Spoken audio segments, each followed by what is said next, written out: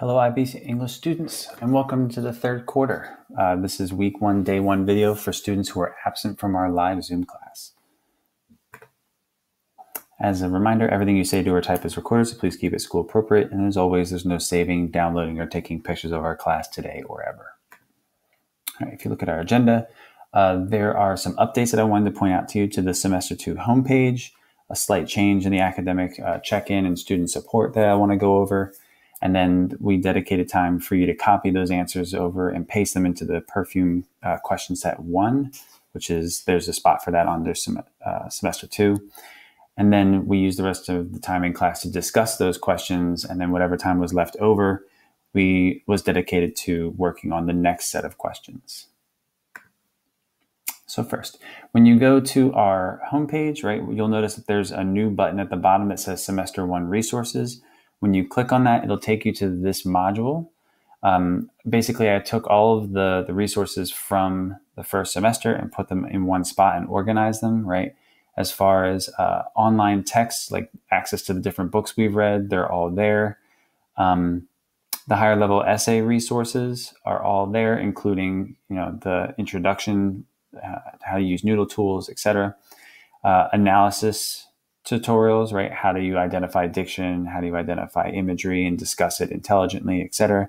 And then administrivia, right? If you don't remember what your IB candidate number is, that document is still located there. So I'm going to bring that to your attention first. In addition to that, when you go to the Zoom links, like you did to join class, you'll notice, right, that they are set up. The only slight difference is the virtual check-ins, which are on Wednesdays, on those weeks that actually have them. I'm going to ask you to just use the student support Zoom for both of those, right? So if it's Wednesday and you want to meet with me during our scheduled time, click the student support Zoom. If it's after class on Monday, Tuesday, Thursday, or Friday, right, 2:45 to 3:15, you're still going to select the student support Zoom info link, right? And just in case, if the links here don't work when you click on them immediately, use the meeting ID and the passcodes to join, and it should work. All right. The next thing I did was I gave students time to copy and paste their answers into the spot on Canvas. So please pause the video here and do that yourselves now if you haven't already done so. Okay.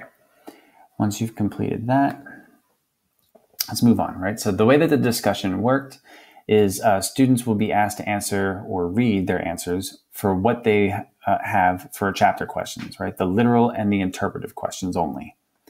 The questions and the names are randomized, so I'm not going in alphabetical order. I'm not going in like numerical order. I kind of randomize it so that everyone has an opportunity, if you see here, to answer 2 questions, right? Everyone will have one literal question to answer and one interpretive question to answer. Students who answer correctly will be rewarded with a discussion of the line of inquiry reflection section of the assignment. This was done during class. I'll talk to you about your options for those of you who are absent. Students who do not answer correctly or fail to provide an answer will use the time, the time that we were using for this line of inquiry reflection to start working on the next set of questions. Absent students will need to make up this activity during academic support, either Monday or Tuesday, right? Again, use that student support Zoom that I mentioned back here, right? Use this, right? From 2:45 to 3:15, either Monday after school or Tuesday after school to make up that assignment. Again, you'll only have 2 questions that I'll ask you to kind of answer or provide. One will be literal and the other one will be the inference question. Failure to do this activity will result in a grade deduction for the reading questions that you turn in. So please make sure that you keep that in mind as you do this. And again, if you answer correctly, then I'll take the additional time to go over the line of inquiry reflection section with you and share some of the insights that your classmates shared. All right. Then we went through all these questions, right? Just the literal and interpretive ones. Okay. Then the next thing, right, is taking a look. The next thing is just taking a look at the next set of questions, right, for chapters 26 to 51, right? It's the exact same setup as before, right? There's a literal question, an interpretive question, and a global question for each chapter. Please make sure that you're answering each of those questions using full sentences. You only need to use a quote for the interpretive questions, right? But you need to have full sentences, for all of them.